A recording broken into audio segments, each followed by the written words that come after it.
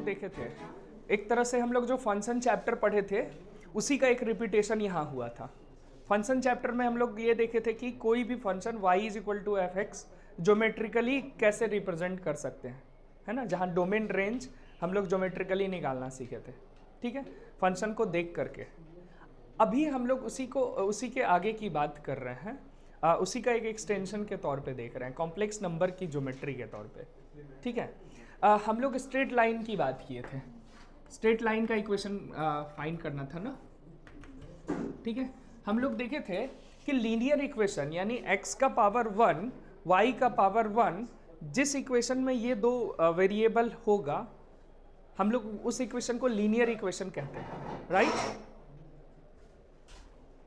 ठीक है, वैसे इक्वेशंस को हम लोग लीनियर इक्वेशन कहते हैं, है ना। और उसका एक जनरल फॉर्म क्या था, px plus q y plus r is equal to 0। वैसे तो ax plus b y plus c is equal to 0 लेते हैं, लेकिन यहाँ पी क्यू लिखने का एक मकसद है क्योंकि जो फाइनल रिजल्ट आएगा ना वहाँ हम लोग को ए बी लेना है, क्योंकि जनरल जो नाम है वहाँ भी ए बी ही यूज़ करते हैं, तो कन्फ्यूज़न ना हो। ठीक है, इसलिए p x plus q y plus r is equal to 0। यहाँ तक हम लोग देखे थे, है ना। और हम लोग क्या देखे थे, real number, real plane complex plane से कैसे रिलेटेड है, z is equal to x plus iota y से, है ना। We have z is equal to x plus iota y, right. यहां तक तो कोई दिक्कत नहीं है। इसके आगे अब हम लोग को क्या करना है, इस इक्वेशन को z और z बार के टर्म्स में रिप्रेजेंट करना है ना, z और z बार के टर्म्स में रिप्रेजेंट करना है। कैसे करेंगे, किसी ने सोचा कुछ, कैसे? हाँ, मतलब यहां से अगर हम x निकाल लें z और z बार के टर्म में और y निकाल लें z और z बार के टर्म में, तो यहाँ x और y को रिप्लेस कर देंगे और मामला बन जाएगा, है ना। यानी कि हमारा इक्वेशन क्या होगा, अगर इस इक्वेशन को ऐड करो, अब x कैसे फाइंड करना है हमें, है ना। इन दोनों इक्वेशन को ऐड करो, y वाला टर्म कट जाएगा और x आ जाएगा, है ना। ऐड करके देखो इक्वेशन 1 और 2, है ना। 1 प्लस 2 अगर करो तो क्या मिलेगा, LHS में हमको मिल जाएगा z प्लस जेड बार, और RHS में क्या मिलेगा, ये कट जाएगा ना, 2x आ जाएगा। और यहाँ से हमको आया x is equal to z plus z bar by 2, right, equation 3। यहाँ तक क्लियर है। इसी तरह y कैसे निकाला जाए, सब्ट्रैक्ट कर देंगे, है ना, इसको इसमें सब्ट्रैक्ट कर देंगे तो ये ऐड हो जाएगा और ये माइनस होके कट जाएगा, है ना। तो यहाँ से हमारा क्या आ जाएगा, z माइनस, ये किसके लिए 1 माइनस 2 कर रहे हैं, तो क्या आ जाएगा z minus z bar is equal to 2i y। और यहाँ से हमें मिल गया y is equal to z minus z bar by 2 iota, equation number 4। अब देखो इक्वेशन नंबर 3 और 4 को हम अपने गिवन इक्वेशन में पुट कर देते हैं, इस इक्वेशन में जो इक्वेशन ऑफ स्ट्रेट लाइन है। ठीक है, तो क्या आ जाएगा हमारे पास p इंटू एक्स यानी p into z plus z bar by 2। ठीक है, तो p into z plus z bar by 2 total by, ये हो गया p x plus q y z minus z bar by 2i, ठीक है, plus r is equal to 0, right. ठीक है, अब एक काम करो, 2i एलसीएम ले लेते हैं यहाँ पे, ठीक है ना। देखो पी क्यू आर हियर, यहाँ लिख देते हैं हियर पी क्यू आर कैसा नंबर है, कैसा constant, real, imaginary, complex, purely real number है ना, क्योंकि रियल प्लेन में यहाँ पर पी क्यू आर की बात हो रही है ना, तो p q r are real constants. ठीक है, तो अब हम एलसीएम ले लेते हैं 2i, तो 2i एलसीएम ले लो तो क्या आ जाएगा, P Z plus P Z bar, और इस पूरे में i से मल्टीप्लाई हो जाएगा। क्या i से मल्टीप्लाई करते हैं पूरे इक्वेशन में? किस वाले में? इसको अच्छा, इसको i से मल्टीप्लाई करके फिर करें, बात वही है।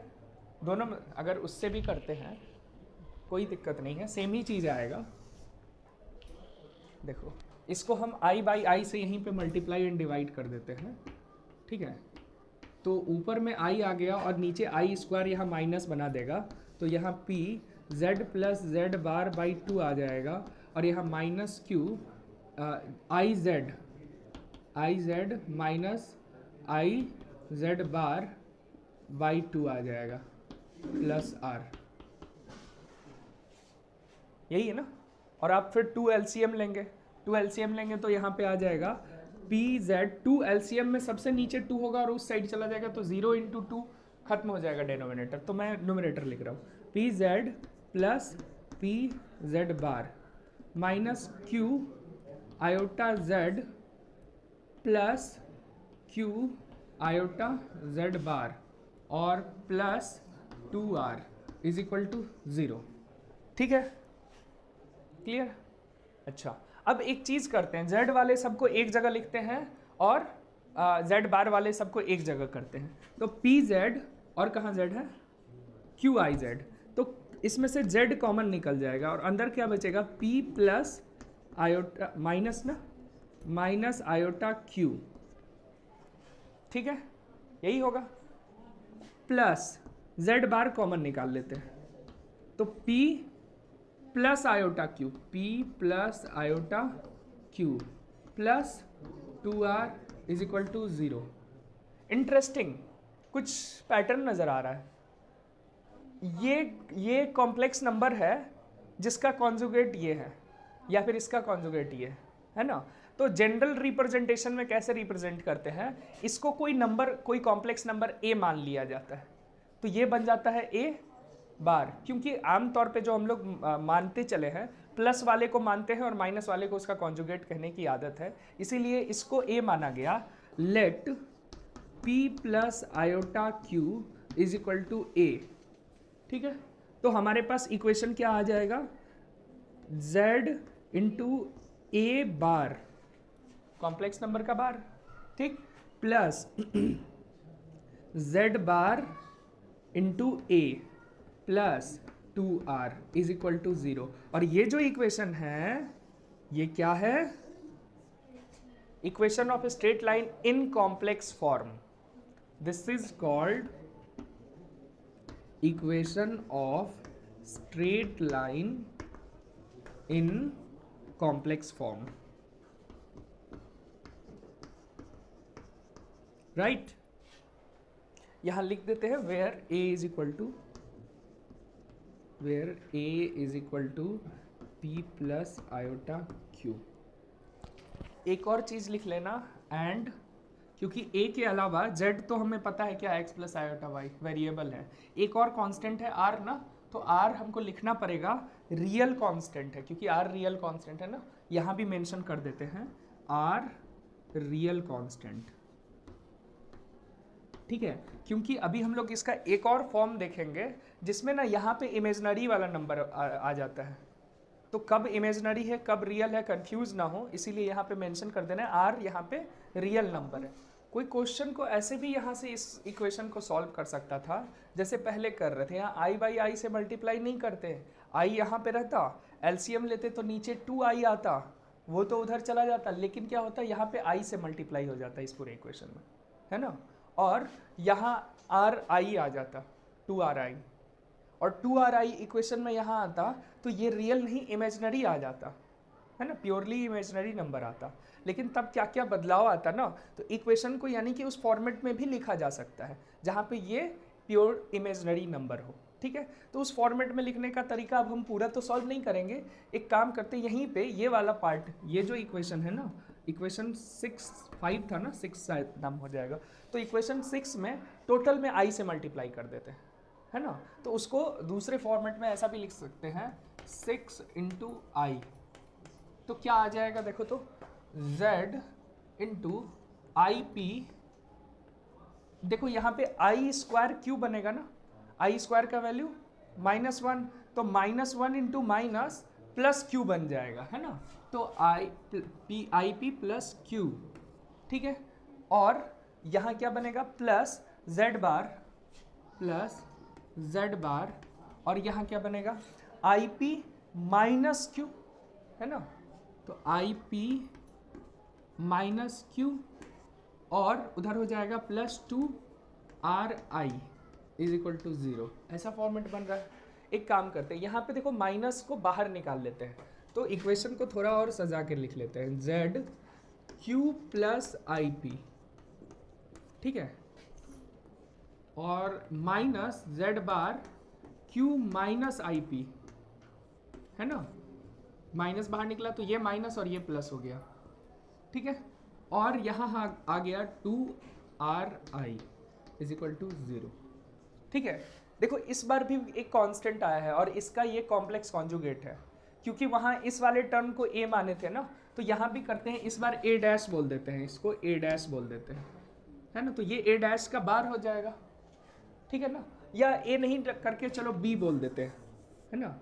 Late Q minus iota P is equal to B, ठीक है। तो हमारा इक्वेशन क्या बनेगा, Z इंटू ये B है तो ये B का कॉन्जुगेट है ना।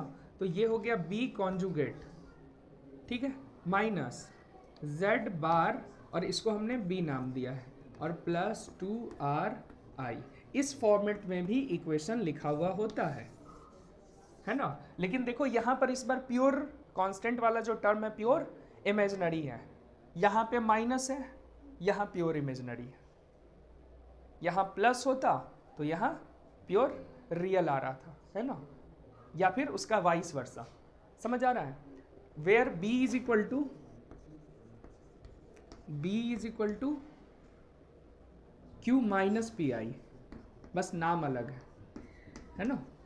और R रियल नंबर, इसीलिए ये जो कांस्टेंट है ये इमेजिनरी है, R रियल है, 2RI इमेजिनरी है ना, ये पार्ट इमेजिनरी है, R अभी भी रियल है।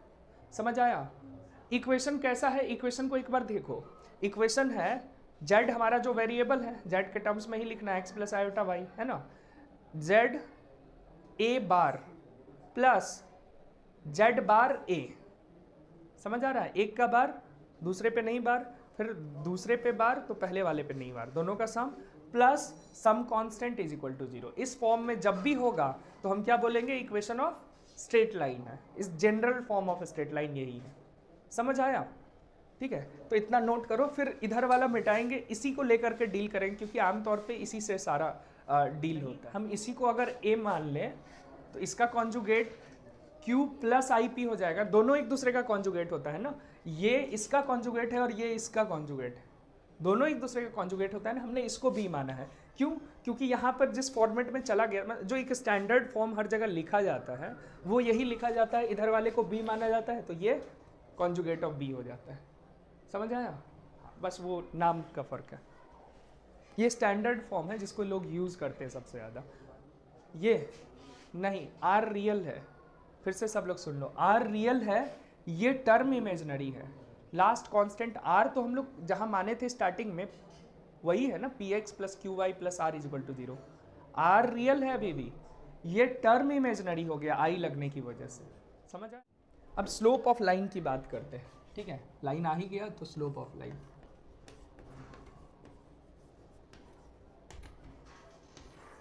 स्लोप क्या होता है ये सबको पता है। स्लोप डिफाइन करो, स्लोप क्या होता है। हाँ, slope rate of change of y with respect to x, real plane में ये बोलते हैं ना। dy बाई डी एक्स याद है ना, is called slope, right. dy by d x क्या है, स्लोप है। तो rate of change of y with respect to x slope कहलाता है। आम लैंग्वेज में बात करें, x एक्सिस पर कितना ज़्यादा झुकाव है लाइन का, tan थीटा, है ना। इंक्लिनेशन विथ x एक्सिस का tan थीटा, है ना। तो उसको हम लोग क्या बोलते हैं, slope of that straight line, है ना? इतना सबको क्लियर है? अच्छा, सो y एक फॉर्मेट होता है रियल प्लेन में, अभी रियल प्लेन की बात कर रहे हैं, ठीक है? स्लो फॉर्म ऑफ लाइन होता है, slow form of straight line. याद है किसी को स्लो फॉर्म क्या होता है? mx प्लस सी, है ना? m क्या होता है? स्लोप होता है। तो अगर हमारे पास इक्वेशन लिया था हमने px plus q y plus r is equal to 0, तो इसका स्लोप क्या होगा? इसको इस फॉर्मेट में लिखना पड़ेगा, है ना? तो हमने लिखा q y is equal to minus p x minus r. This imply y is equal to minus p by q x minus r by q, और यही तो स्लोप है हमारा, ठीक है? तो रियल प्लेन में स्लोप क्या हो गया, या रियल स्लोप बोले, real slope is equal to minus p by q, ठीक है? अब हमको इस फॉर्मेट में इक्वेशन लिखा हुआ है, यानी कॉम्प्लेक्स फॉर्मेट में इक्वेशन लिखा हुआ है, और उसका रियल स्लोप निकालने के लिए बोल रहा है। तो कैसे निकालेंगे? इस पूरे इक्वेशन को उल्टा चल करके सॉल्व करके या तो इक्वेशन में कन्वर्ट करें। उल्टा चलने का मतलब है z को x प्लस आई वाई के टर्म्स में, x और y के टर्म्स में वापस से लिखना, है ना? z और z बार को हटा करके, ठीक है? या तो वो करके लिखें और फिर पी क्यू का वैल्यू यहाँ पुट करें निकाल के। एक तरीका ये हो सकता है। दूसरा तरीका हो सकता है a और a बार के टर्म में अगर हम p और q को रिप्रेजेंट कर दें, तो p और q को रिप्लेस कर देंगे यहाँ पर a और a बार से, और सीधा ही यहाँ पे आंसर आ जाएगा, है ना? हमारे पास क्या है? ऊपर वाला रब कर रहे हैं। हमारे पास है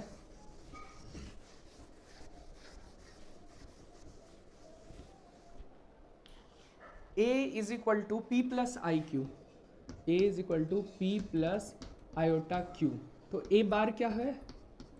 p माइनस आई क्यू, और दोनों को ऐड करो तो p आ जाएगा a plus A bar by 2 is equal to P, ठीक? Similarly q is equal to क्या आ जाएगा? a minus A bar by 2i, इसको इससे माइनस कर देंगे, यही आएगा ना, है ना? तो हम क्या करेंगे? p को रिप्लेस करेंगे इससे, q को करेंगे इससे, सीधा यहाँ पर पुट करेंगे, उतना सॉल्व करने की जरूरत ही नहीं, है ना? क्लियर? तो यहाँ पे पुट करो तो क्या हो जाएगा real slope? a plus A bar by 2 divide by a minus A bar by 2 iota. देखो 2 से 2 कट गया, आयोटा चला गया ऊपर, तो आ गया माइनस आयोटा, तो बाहर आ गया, और अंदर क्या बचा? a plus A bar by a minus A bar, और यही हो गया रियल स्लोप कॉम्प्लेक्स फॉर्म में,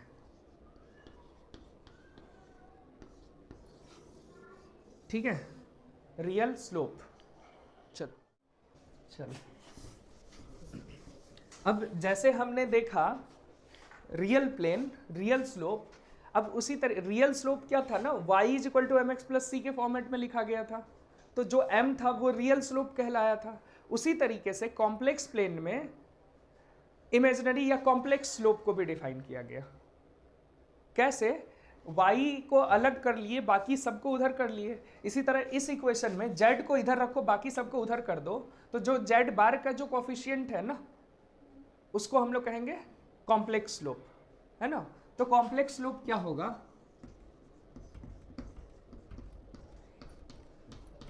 कॉम्प्लेक्स स्लोप को कैसे डिफाइन किया गया ये देखो, z इंटू ए बार को इधर ही रखा गया यहाँ से, और इस टर्म को उधर कर दो, तो क्या आया? माइनस जेड बार ए माइनस 2r, ये आएगा, ठीक है? इसी इक्वेशन से डिफाइन किया गया, सेकेंड वाले से नहीं, याद रखना, ठीक है? तो और यहाँ पर ए बार है, इसको नीचे ले जाएंगे तो क्या आ जाएगा? z is equal to minus A by A bar into Z bar और माइनस 2r, ये आ गया ना? y is equal to M x plus C का फॉर्मेट आ गया ना? लेकिन ये तो कुछ गड़बड़ की, हाँ अच्छा 2r बाई ए बार छूट गया, हाँ ठीक है ना। तो ये जो पार्ट है mx प्लस सी का फॉर्मेट है, लेकिन ये तो कॉम्प्लेक्स प्लेन में है, इसीलिए इस टर्म को क्या बोला गया, complex slope, complex slope.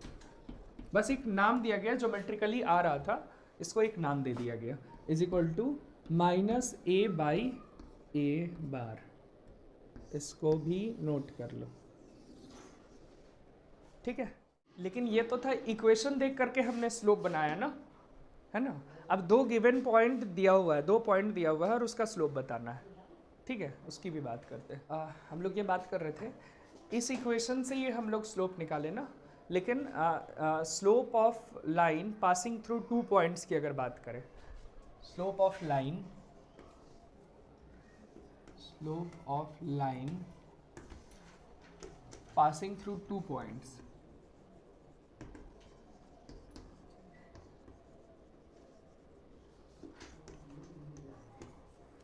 To given points, ये क्या होता है, एक पॉइंट है x1 y1 और दूसरा पॉइंट है x2 y2।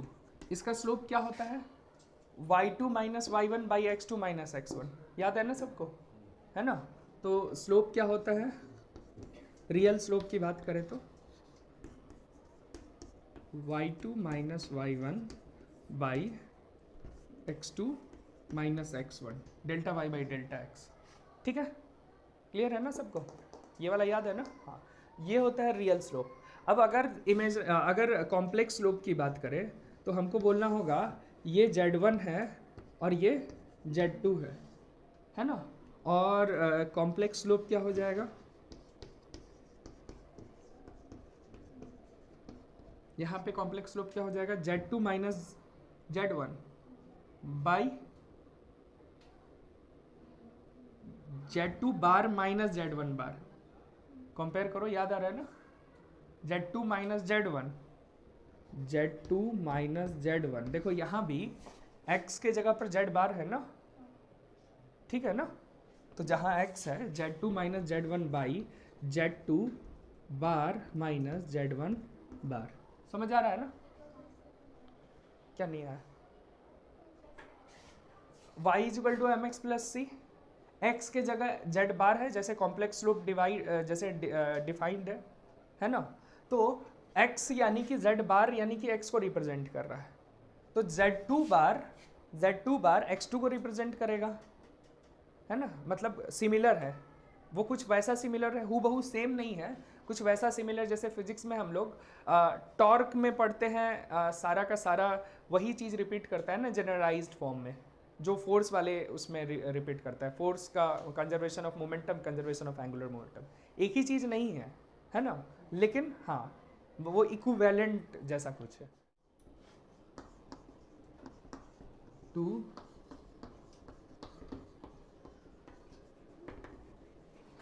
परपेंडिकुलर लाइंस,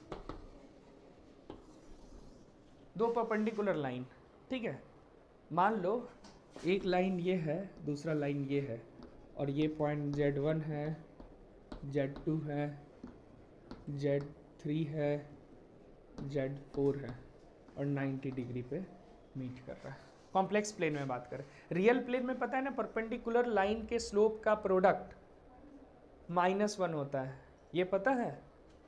चलो ये अच्छा, ये जिनको नहीं पता है, अभी पता नहीं भी है तो कोई दिक्कत नहीं है, कोऑर्डिनेट ज्योमेट्री में ये पढ़ेंगे हम लोग, ठीक है। अभी बस जानने के लिए बता दिए हैं कि दो परपेंडिकुलर लाइन के स्लोप का जो प्रोडक्ट होता है ना -1 होता है, ठीक है। तो उससे भी हम लोग कर सकते हैं, फिलहाल इधर देखते हैं। इस लाइन का स्लोप कितना होगा, स्लोप ऑफ लाइन, इसको बोल देते हैं लाइन ए बी, इसको बोल देते हैं सी डी, ठीक है। तो स्लोप ए बी बताओ, लिखो क्या आएगा, और स्लोप सी डी लिखो क्या आएगा, जल्दी से लिखो सब लोग, क्या आएगा ए बी, हाँ फॉर्मूला सामने में है, z2 minus z1 by z2 bar minus z1 बार, और इसका आ जाएगा Z3 माइनस, या Z4 भी बोल सकते हो, उल्टा भी बोल सकते हो, Z3 minus Z4 by Z3 bar minus Z4 बार। ठीक है, इसको नाम दे देते हैं अल्फा और इसको नाम दे देते हैं बीटा। ठीक है, आसान करने के लिए।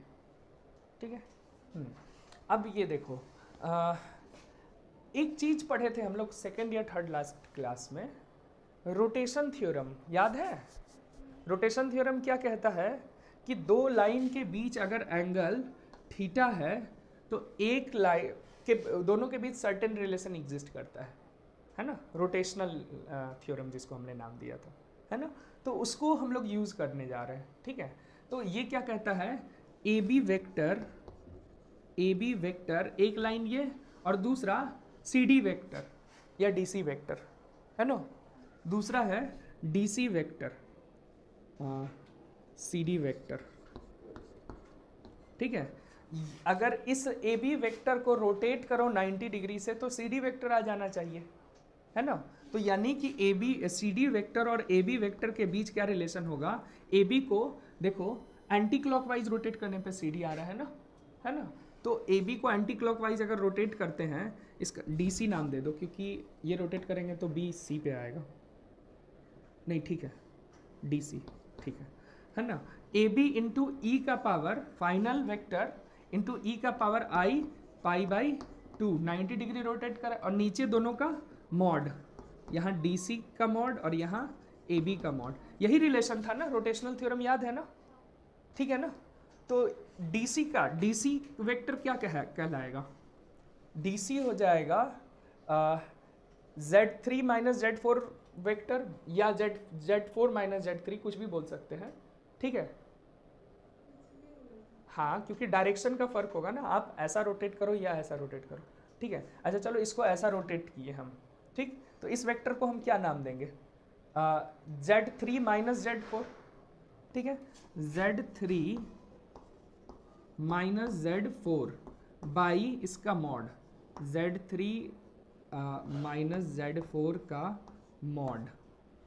ठीक है, is equal to A B क्या हो जाएगा, Z2 minus Z1 minus Z1 by mod of Z2 minus Z1, और which is equal to into E का पावर आई पाई बाई 2 कितना होगा, iota cos 90 plus I sine 90, cos 90 0, sine 90 1, तो यहाँ हो जाएगा आयोटा, ये होगा।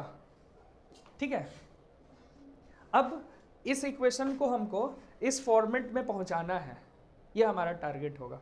ठीक है, और इसके लिए हम इस आयोटा को पहले हटाना चाह रहे हैं, तो एक काम करते हैं, बोथ साइड स्क्वायर कर देते हैं, बोथ साइड हम स्क्वायर कर देते हैं।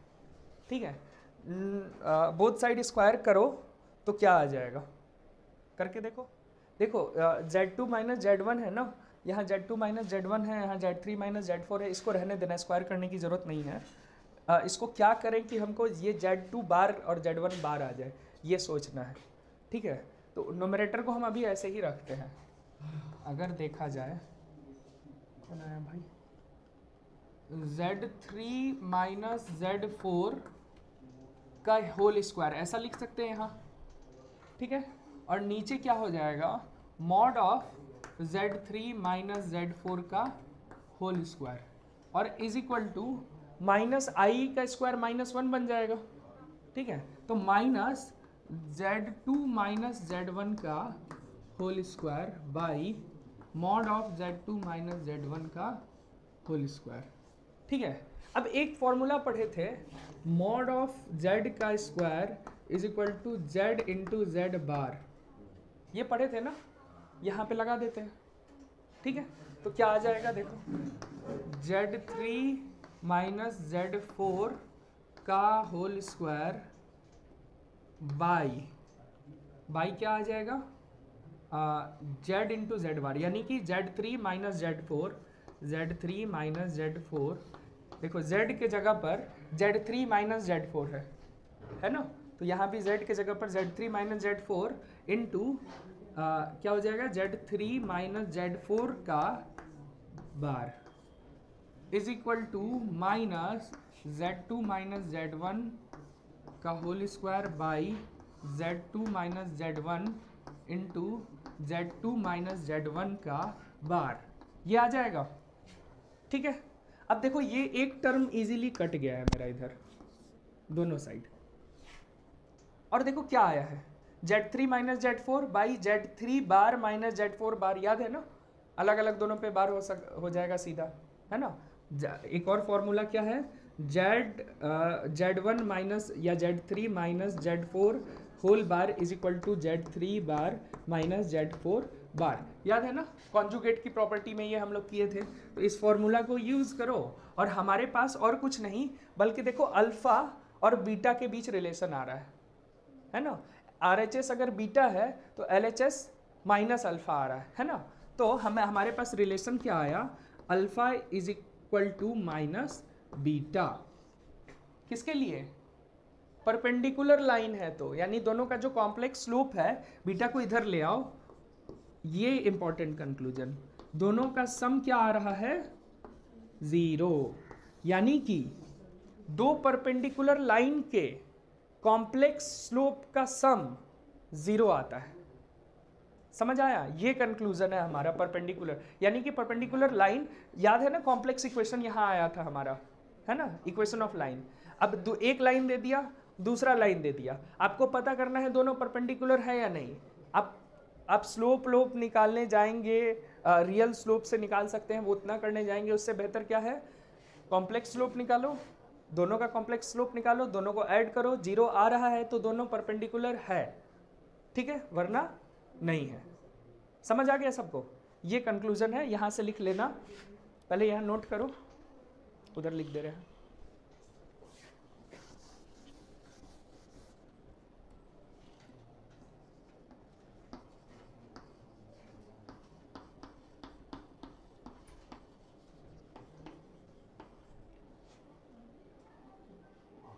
Sum of complex slope, sum of complex slopes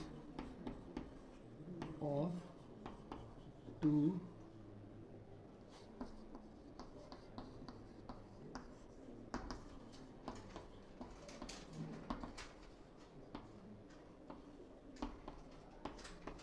zero. ठीक है, हम लोग परपेंडिकुलर लाइन की अगर बात किए तो अब किसकी बात करनी चाहिए, पैरेलल लाइंस की। चलो पैरेलल की भी बात कर लेते हैं। चलो अच्छा, मिटाएंगे क्यों, हम यहाँ परपेंडिकुलर हटा देते हैं और पैरेलल कर देते हैं, ठीक है, और जस्ट 2 मिनट, हाँ, 2 पैरेलल लाइंस यहाँ कर देते हैं, ठीक है। और क्या करते हैं, पैरेलल लाइन अगर है तो कुछ ऐसा होगा ABCD, है ना, ठीक है, Z2 Z1 Z3 Z4 ऐसा ही होगा, है ना। अब देखो ये तो ऐसा ही रहेगा, ये भी वैसा ही रहेगा, ठीक, ये ऐसा ही रहेगा, नहीं, यहाँ क्या कितना एंगल होगा, 0, पैरेलल लाइन के बीच या तो 0 या तो 180 डिग्री, n पाई बोल सकते हैं, है ना। तो अभी 0 लेकर के करते हैं, ठीक है। तो यहाँ क्या हो जाएगा, यहाँ हो जाएगा 0, तो ये बन गया 1 और ये बन गया 1, तो यहाँ आई नहीं रहा, आई नहीं रहा, तो आई नहीं रहा तो यहाँ माइनस नहीं रहा, माइनस नहीं रहा तो यहाँ भी नहीं रहा, और यहाँ नहीं रहा, यहाँ नहीं रहा तो यहाँ भी नहीं रहा, और यहाँ नहीं रहा तो यहाँ माइनस आ गया।